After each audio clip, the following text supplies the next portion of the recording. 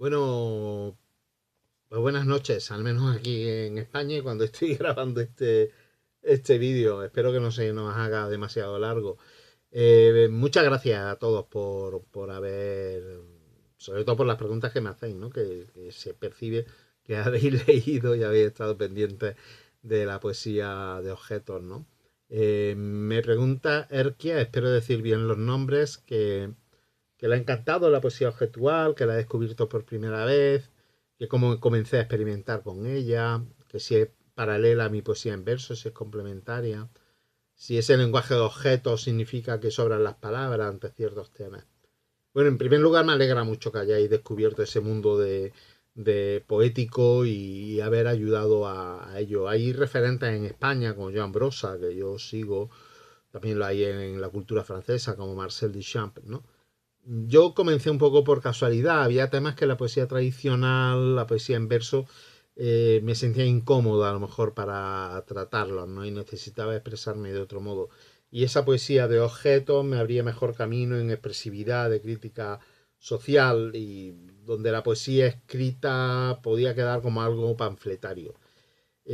Quizá no es tanto que sobren las palabras, como que tal y como se presentan las ideas a través de las palabras, no es suficiente canal de expresión para mí. Y el objeto juega con la inteligencia del espectador, le reta a encontrar un sentido. Paso a la siguiente que me hace Bahía y me dice, me parece que tus poemas visuales son una obra original que une la escritura al arte. ¿Qué quieres dar al lector con esta combinación? El objeto poema, el objeto poémico, podríamos llamar, es verdad que encierra unos significados culturales. Es como si parte del mensaje se hubiera elidido y el espectador tiene que poner parte de sí para participar y que esa parte del mensaje que ha desaparecido aparezca en la mente del espectador a través de su aportación cultural, ¿no? Es un juego entre mentes. Toda la literatura para mí en general considero que es un juego entre mentes. Lo que pasa es que hay unos modos que siguen mayor colaboración del receptor que otros modos, ¿no? Por ejemplo, sucede con los microcuentos, con los aforismos y en este caso con la poesía objetual, con la mayoría de la poesía objetual que yo hago, que exige esa colaboración. Hay objetos que tienen distintas lecturas y hay objetos que no. Voy a contar una anécdota que creo que es muy ilustrativa. En una exposición que hice, yo tenía un objeto expuesto que se llama cruzada antitabaco, que son dos cigarrillos puestos así, ¿no? En forma de cruz.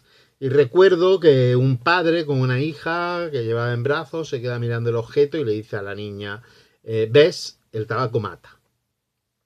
Y al rato pasan dos chicos jóvenes que se quedan mirando el mismo objeto y el uno le dice al otro, ¿ves? Nos tienen crucificados.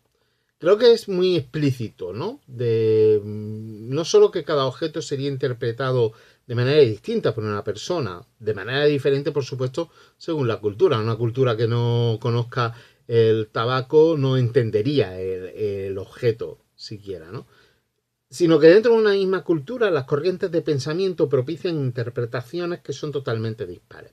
Yo no siempre busco provocar en el espectador receptor un mensaje ambiguo, viscoso, pero sí busco, por un lado, experimentar en otros soportes de comunicación, aplicar cierto humor, una mirada a veces satírica, y por otro lado, manifestar una postura, un pensamiento, un mensaje político ante determinada cuestión, plantear una reflexión. Y eso muchas veces la poesía en verso no me lo permite, ¿no? El llegar, digamos, a ese planteamiento del mensaje político. Y ahí enlazo con la siguiente, porque me pregunta Zakia que en la poesía visual siente cierto compromiso con temas políticos, igual que en los relatos, y se refiere, dice, a Costurerillas 1936 o Propuesta de bandera española. ¿Cómo surgen las ideas que abordo en la poesía visual? Bueno, como decía, por un lado planteo un mensaje político en la mayoría de los objetos y con ello enlazo con lo que planteaba al principio. Hablar de la bandera española en un poema escrito tradicional en verso me resultaría incómodo porque parecería un sermón, pero hacerlo desde el humor me parecería reduccionista. Entonces, de esta manera, el uso de la poesía objetual hace que me pueda expresar con mayor libertad y creo que con mayor, que sea más completo el mensaje que puedo propiciar. La poesía visual de esa manera me permite como escribir pequeñas editoriales, como si fuesen artículos breves de opinión donde expreso un pensamiento, ¿no?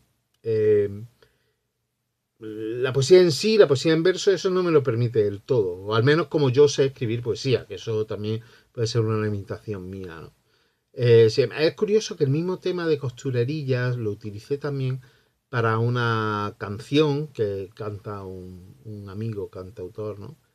Y en la canción sí me sentí con mayor comodidad